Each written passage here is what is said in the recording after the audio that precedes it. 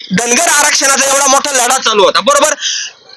पडळकरांनी पण भरपूर मोठा लढा केला, शेंडगेंनी पण, प्रकाश शेंडगे मोठा लढा दिला, परंतु पडळकर स्वतः भाजपा जनता पार्टी मध्ये असून आता तो जो लढा आहे किंवा ते एवढे मोठे उपोषण चालू होते धनगर आरक्षणासाठी, भुजबळ साहेब त्यांचं सगळ्या ओबीसी समाजाचं एक मोठं, पण एक धनगर आरक्षणाच्या बाबतीत शब्द सुद्धा काढत नाही, नेमकं का?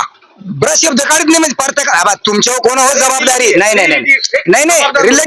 रिलेटेड म्हणूनच मी सांगतो ना, जबाबदारी कोणाला आरक्षण द्यायचे याच्यावर विचार का बोलत नाही मला एक सांगा. मग मला ओबीसी म्हणून हे सगळे लोक एक आले तर धनगर आरक्षणासाठी एखादा मोर्चा का काढत नाही? नाही काढताना मोर्चा कोण काढतं? आता का बरं झोपलेले? पडळकर असेल, भुजबळ साहेब असतील किंवा अजून कोण शेंडगे असतील, त्यांना इलेक्शन करायचंय ना, त्यांना इलेक्शन करायचं कोणत्याही समाज हे लोकांनी लक्षात ठेवलं पाहिजे. नाही मग मला म्हणायचं काय आहे, शरद पवार आता बारामतीत निवडून येतो, कोणा जीवर येतो?